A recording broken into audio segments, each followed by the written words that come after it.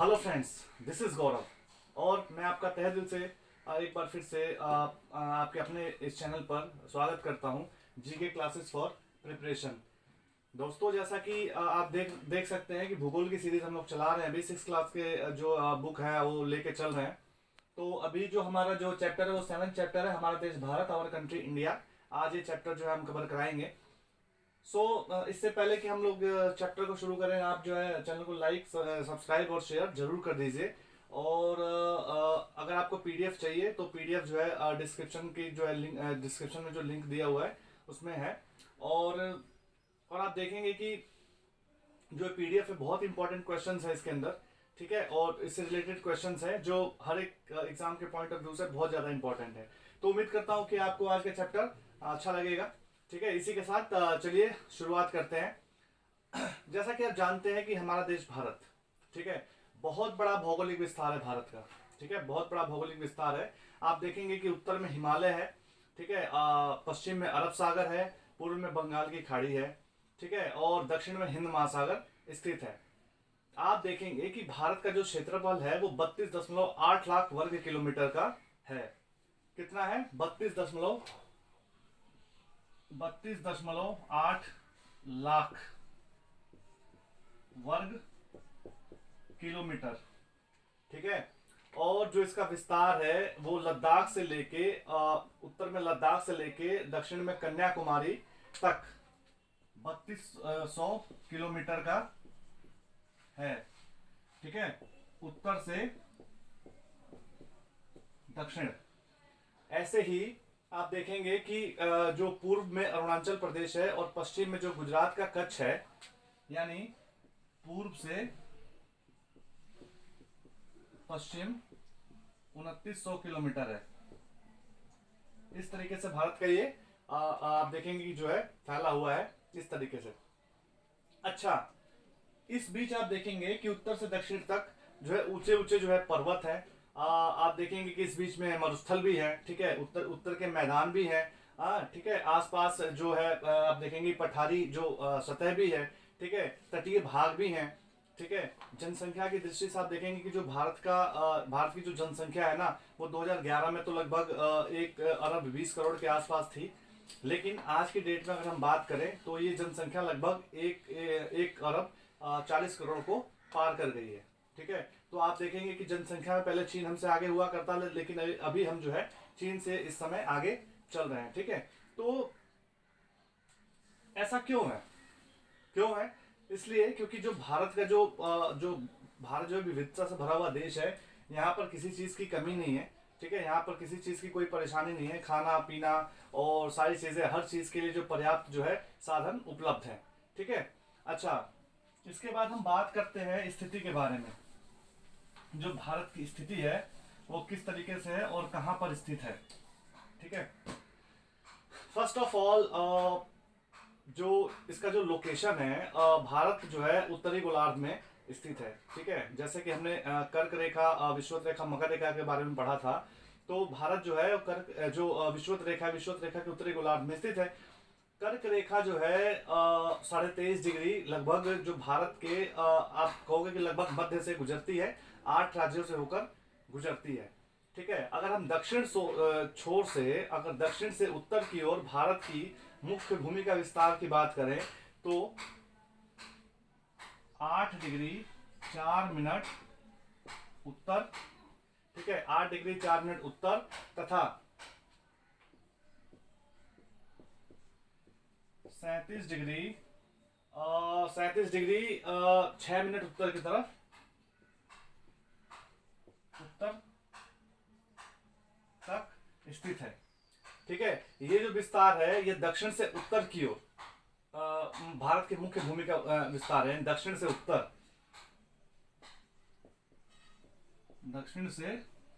उत्तर, ठीक है।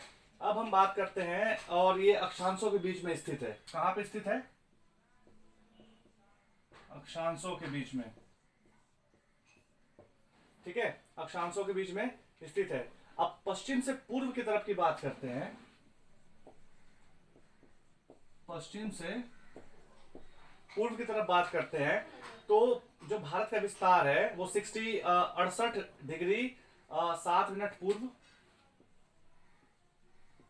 68 degree 7 minute पूर्व से 68 डिग्री 7 मिनट पूर्व से 97 डिग्री 25 मिनट पूर्व, 97 डिग्री 25 मिनट पूर्व, ये यहां पर जो है देशांतरों के बीच स्थित है।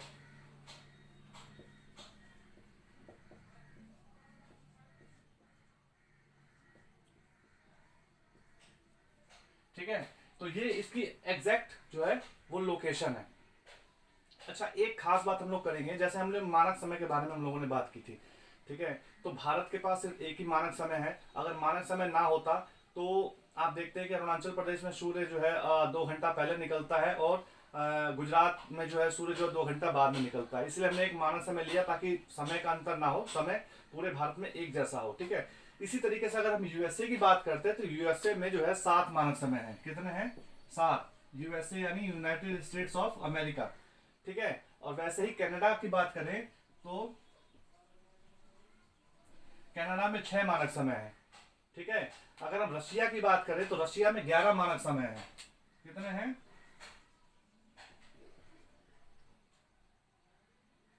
रशिया में 11 मानक समय है।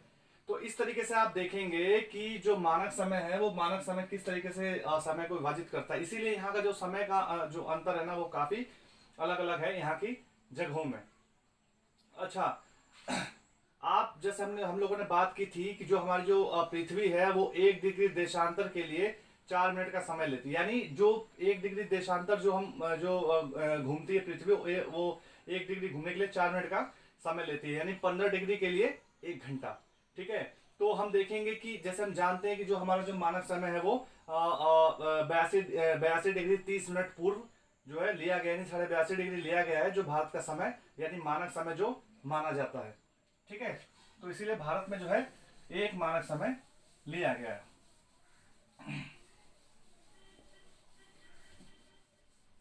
इसके बाद जो है अगर हम बात करें भारत के पड़ोसी देशों के बारे में, ये तो होगी भारत की स्थिति। अब बात करते हैं पड़ोसी के बारे में। पड़ोसी देश हैं जो भारत के, आप जानते हैं कि उत्तर की तरफ जैसे चीन है।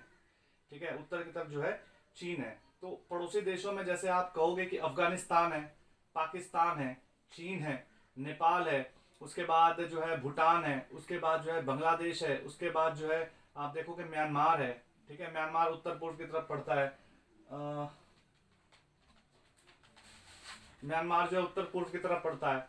ठीक है, उसके बाद आप देखेंगे श्रीलंका है। श्रीलंका दक्षिण की तरफ पड़ता है, यानी आप कहोगे दक्षिण पूर्व कह सकते हो आप, दक्षिण पूर्व की तरफ पड़ता है। ठीक है, उसके बाद मालदीव है, तो मालदीव दक्षिण की तरफ हिंद महासागर के अंदर पड़ता है। अच्छा, ये तो हो गए चलो भारत के पड़ोसी देशों। अच्छा, इन देशों के बारे में ना हम लोग जो है विस्तार से चर्चा, जैसे जैसे क्लासेस आगे बढ़ेंगी तो इनके बारे में हम लोग विस्तार से चर्चा करेंगे। ठीक है, अब बात करते हैं भारत की राजनीतिक और प्रशासनिक विभाजन कैसा है। भारत का जो राजनीतिक और प्रशासनिक विभाजन कैसा है, तो भारत एक विशाल देश है। जैसे कि आप जानते हैं कि भारत एक विशाल देश है, भिन्नताओं का देश है। भिन्नताओं का देश है क्योंकि भारत में अलग अलग धर्मों को मानने वाले, अलग अलग जो चीज़ों को मानने वाले, अलग अलग खान पान और अलग अलग पहनावे को मानने वाले लोग जो रहते हैं यहाँ पे। भारत में जो 28 राज्य 8 केंद्र शासित प्रदेश हैं। कितने हैं? 28 राज्य 8 जो है केंद्र शासित प्रदेश हैं।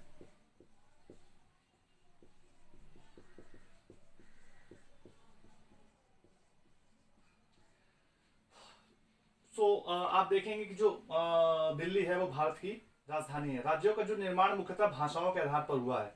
और आप जानते हैं कि जो देखेंगे कि जो जैसे हम लोगों ने बात की थी कि भारत के अंदर कम से कम 1600 तरह की भाषाएं हैं। जैसा हमने पॉलिटी की जो क्लास ली थी, पॉलिटी क्लास में लोगों बात की थी कि 1600 से अधिक भाषाएं भारत में बोली जाती हैं। ठीक है, इसीलिए भारत भिन्नताओं का देश है, फिर भी एक जगह सभी लोग मिलजुल कर रहते हैं। ठीक है, अच्छा, एक खास बात और बताता हूँ मैं आपको कि जिस तरीके से आप देखते हैं कि भारत में जो है 28 राज्य 8 केंद्र शासित प्रदेश हैं। ठीक है। अभी हाल ही में दो, जैसे आप बात करें कि जो दो जगह थी, जैसे लद्दाख और जो है जम्मू, ठीक है, जम्मू कश्मीर और लद्दाख, इन दोनों को भी केंद्र शासित प्रदेश बना दिया गया। दादर नागर हवेली और जो दमन दीव है, उन दोनों को एक जगह इकट्ठा करके उनको एक जो है केंद्र शासित प्रदेश बना दिया गया। ठीक है, इसके बारे में हम लोग आगे चर्चा करेंगे जैसे जैसे क्लासेस बढ़ेंगी।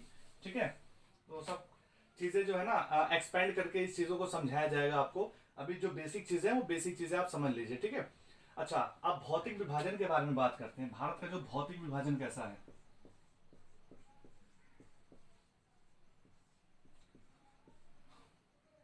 भौतिक विभाजन, भौतिक विभाजन से मतलब है हमारा कि जो यहाँ के जैसे पर्वत, पठार, नदियाँ, ठीक है, यहाँ के आप देखेंगे कि जो तटीय इलाके हैं, ठीक है, इस तरीके से जो उत्तर का मैदान है, ठीक है, इस तरीके से जो है आप देखेंगे कि जो और तरीके की जो नदियाँ हैं जिनके द्वारा निक्षेप जो है, निक्षेपों को इकट्ठा किया जाता है, किस तरीके से जो है आप कहोगे कि किस तरीके से मैदानों का जो है निर्माण किया जाता है। ठीक है, अब इसके बारे में जान लेते हैं। तो भौतिक विभाजन में हम बात करेंगे सबसे पहले उत्तर में हिमालय की, जिससे कि मुख्यतः समांतर हिमालय को मुख्यतः समानांतर श्रृंखलाओं में बांटा जाता है। जैसे सबसे उत्तर जो सबसे उत्तर का हिमालय का जो सबसे उत्तर का जो हिस्सा है, जो सबसे उत्तर का जो हिस्सा है, इसको हम क्या कहते हैं, इसको हम बृहद हिमालय कहते हैं या हिमाद्री कहते हैं, जो हमेशा बर्फ से ढका रहता है। अच्छा, हिमालय का क्या मतलब होता है। हिम जमा आलय यानी बर्फ का घर, यानी बर्फ से ढका हुआ, हिम जमा आलय यानी हिमालय। हिमालय जो है उसको जो है हिम का यानी बर्फ का घर कहा जाता है, यानी बर्फ से ढका हुआ। दूसरा होता है आप देखोगे यहाँ मध्य हिमालय है। ठीक है, मध्य हिमालय है, मध्य हिमालय हो जाता है। ठीक है, मध्य हिमालय, इसको हम हिमाचल भी बोलते हैं। ठीक है, और ये जो हिमाद्री, जो इसको हिमाद्री बोला जाता है ना, हिमाद्री, हिमाद्री के जो है दक्षिण में स्थित है। उसके बाद जो तीसरा आ जाता है वो आता है शिवालिक। यहाँ पे आ जाता है तीसरा आ जाता है शिवालिक। ठीक है, तो इसके बारे में जैसे जैसे हम और आगे बढ़ेंगे तो और चर्चा गहन रूप से जो है चर्चा इसकी करेंगे। तो सबसे पहले कौन सा आ जाता है, बृहद हिमालय। ये होता है बृहद, बृहद हिमालय। ठीक है, ये हो गया बृहद हिमालय और इसको हम हिमाद्री भी बोलते हैं। ठीक है, उसके बाद हिमालय या हिमाचल होता है, ये है हिमाचल। यहाँ पर जो है हिमाचल है, हिमाचल में जो है टूरिस्ट प्लेसेस बहुत ज्यादा है। हिमाचल में टूरिस्ट प्लेसेस बहुत ज्यादा है। यहीं पे आपका कुल्लू मनाली वगैरह जो है यहीं पे है, स्थित है। ठीक है, और ये बहुत ही फेमस जो है टूरिस्ट प्लेसेस हैं इन जगहों पे घूमने के लिए। उसके बाद जो तीसरा आ जाता है वो आ जाता है शिवालिक। ये आ जाता है शिवालिक, ये आ जाता है शिवालिक। ठीक है, तो इस तरीके से हम जो हिमालय का जो भाग है वो हिमालय को इस तरीके से हम लोग बांटते हैं। ठीक है, अब हम बात करते हैं उत्तरी मैदानों की, जहां पे शिवालिक खत्म होता है। ठीक है, वहां से जो है उत्तर के मैदान शुरू हो जाते हैं।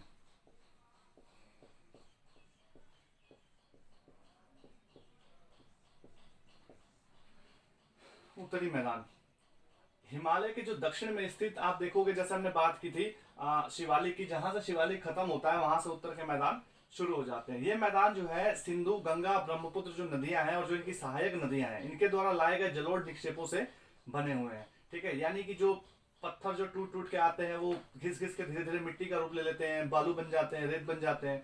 इस तरीके से जो आप देखोगे कि इसका उत्तरी मैदान का जो है निर्माण हुआ है। तो इसका मुख्य रूप से किसने इसमें महत्वपूर्ण सहयोग दिया, तो नदियों ने दिया। सॉरी, आप देखोगे कि जो हिंदू है,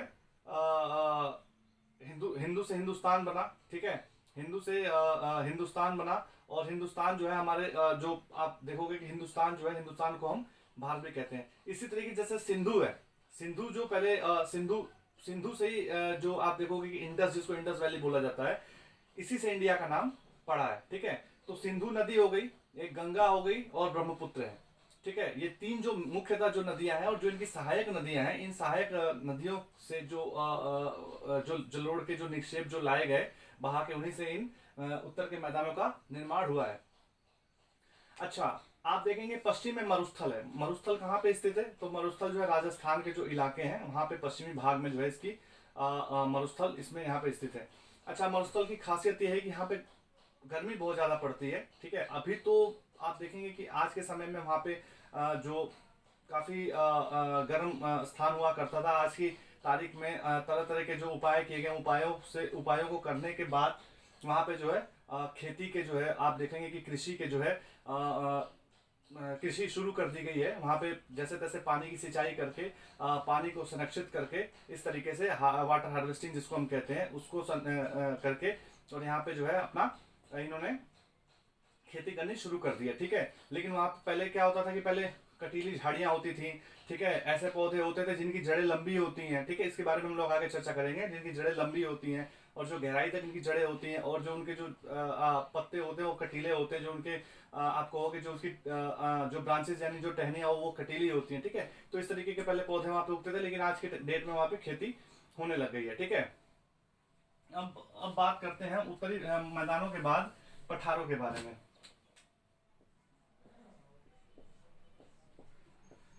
पठारों की क्या खासियत है? आप जैसे हम लोगों ने कल बात की थी, पिछली क्लास में हम लोगों ने बात की थी, जो पठार होते हैं, पठार जो है पठारों में बहुत ज्यादा खनिज पदार्थ पाए जाते हैं। ठीक है, हालांकि उत्तर के मैदानों के जो दक्षिण इलाका जो है ना, जैसे उत्तर के जहां मैदान खत्म होते हैं वहां से जो नीचे का जो इलाका, दक्षिण का जो इलाका है, वहां पे प्रायद्वीपीय पठार आ जाते हैं। ठीक है, प्रायद्वीपीय पठार है, इनकी आकृति जो है त्रिभुजाकार है। जो प्रायद्वीपीय पठार है इसकी आकृति जो है त्रिभुजाकार है। इसकी धरातल काफी उबड़ खाबड़ है। धरातल जो है काफी उबड़ खाबड़ होती है, ऊंचाई नीचाई काफी होती है। ठीक है, और आप देखेंगे जो अरावली अरावली पर्वत है, अरावली पर्वत जो है सबसे पुरानी पहाड़ी श्रृंखला है जो इस पठार के उत्तर पश्चिम में स्थित है, यानी उत्तर पश्चिम में स्थित है। ठीक है, बिंद बिंध्य और जो सतपुड़ा जो श्रृंखलाएं हैं वो भी यहाँ पे स्थित है। ठीक है, इसी श्रृंखला से होके जो बिंध्य और सतपुड़ा जो श्रृंखलाएं यहीं से होके नर्मदा और तापी नदियां बहती हैं। और आप जानते हैं कि नर्मदा और तापी नदियां जो है वो अरब सागर में जाकर गिरती हैं, यानी पूर्व से पश्चिम की तरफ, यानी पूर्व से पश्चिम की तरफ उल्टी दिशा में बहती हैं। ठीक है, आप जैसे जानते हैं कि पठारों से कोयला और लौह अयस्क प्रचुर मात्रा में जो है मिलता है। ठीक है, आप देखेंगे जहाँ पे पठार जैसे खत्म होते हैं। ठीक है, जैसे इस तरीके से भारत का ये मैप है इस तरीके से, और यहाँ पे जो है श्रीलंका आप देखेंगे, श्रीलंका है। तो जो पठार है ना, पठार ये त्रिभुजाकार है। ठीक है, इस तरीके से ये त्रिभुजाकार है पठार। ठीक है, इस तरीके से त्रिभुजाकार है। तो आप देखेंगे कि जो महानदी है, गोदावरी है, कृष्णा है, कावेरी है, ये जो नदियां हैं वो बंगाल की खाड़ी में जो है इस तरीके से, बंगाल की खाड़ी में, इधर ये बंगाल की खाड़ी है और ये जो है अरब सागर है।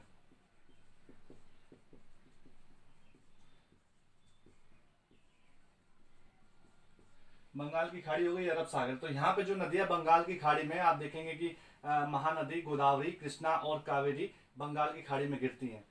अच्छा, गिरने से पहले ना यहाँ पे ये जो है नदियां हैं उपजाऊ डेल्टा बनाती हैं। क्या बनाती हैं? उपजाऊ डेल्टा बनाती हैं। उपजाऊ डेल्टा का इसके जो मुहाना है जहां से गिरती है वहां पे उपजाऊ डेल्टा बनाती हैं। उपजाऊ डेल्टा बनाने से क्या फायदा? उपजाऊ डेल्टा बनाने से फायदा ये है कि यहाँ पे जो आप देखेंगे कि जो खेती के लिए ना, जो कृषि के लिए जमीन यहाँ पे उपलब्ध होती है और बहुत ज्यादा उपजाऊ होती है। ठीक है, बहुत ज्यादा उपजाऊ होती है। आपने सुना होगा कि गंगा और ब्रह्मपुत्र जो है सुंदरवन का जो है सुंदर नदी डेल्टा बनाती हैं। और जो आप देखेंगे बंगाल की खाड़ी में, वो भी बंगाल की खाड़ी में गिरता है। ठीक है, तो सुंदरवन डेल्टा की खासियत ये है कि सुंदरवन का नाम कैसे पड़ा? वहां पे सुंदरी नाम के वृक्ष पाए जाते हैं। ठीक है, तो उसी के नाम के ऊपर सुंदरवन का नाम पड़ गया। ठीक है, अब हम बात करने वाले हैं भारत के जो दो द्वीप समूह हैं। भारत के जो दो द्वीप समूहों की बात करने वाले, उससे पहले हम बात कर लेते हैं जी द्वीप होते क्या है। एक प्रवाल द्वीप होता है। ठीक है, प्रवाल द्वीप के बारे में बात कर लेते हैं। प्रवाल द्वीप, प्रवाल द्वीप के बारे में हम लोग बात कर देते हैं। प्रवाल द्वीप क्या होते हैं? प्रवाल छोटे जो होते हैं समुद्री जंतुओं के कंकाल हैं। प्रवाल जो होते हैं वो छोटे समुद्री जंतुओं के कंकाल हैं, जिसे पॉलिप कहा जाता है। क्या कहा जाता है? पॉलिप कहा जाता है। जब जीवित पॉलिप मरते हैं तब उनका जो कंकाल है वो बच जाता है। ठीक है, और अन्य पॉलिप की वृद्धि, जो दूसरे जो पॉलिप होते हैं उनकी वृद्धि ठोस कंकालों के ऊपर होती है। कहाँ होती है? ठोस कंकालों के ऊपर होती है। जब वो मर जाते हैं पॉलिप, जैसे आप कहेंगे जो कंकाल हैं, जो प्रवाल छोटे छोटे जो समुद्री जंतुओं के जो कंकाल हैं जिन्हें पॉलिप कहा जाता है, जब वो जीवित पॉलिप मरते हैं, जब मरते हैं तो उनका जो कंकाल है वो बच जाता है और अन्य पॉलिप की वृद्धि उन ठोस कंकालों के ऊपर होती है, जो बढ़ते बढ़ते इतने ऊंचे हो जाते हैं कि वो प्रवाल द्वीपों का निर्माण करते हैं। किसका? प्रवाल द्वीपों का निर्माण करते हैं। तो ये होते हैं हमारे प्रवाल द्वीप। अच्छा, भारत में 2 द्वीप समूह हैं, ठीक है, जिन्हें प्रवाल द्वीप भी कहते हैं। और ये प्रवाल द्वीप कौन कौन से हैं? एक लक्षद्वीप समूह है जो अरब सागर में स्थित है, ठीक है, और दूसरा जो है वो अंडमान निकोबार द्वीप समूह है जो भारत के दक्षिण पूर्व दिशा में बंगाल की खाड़ी में स्थित है, ठीक है। तो मान लीजिए कि ये भारत है, ये भारत का मैप है, ये आपका हो गया श्रीलंका, ये हो गया अरब सागर, ये हो गया बंगाल की खाड़ी।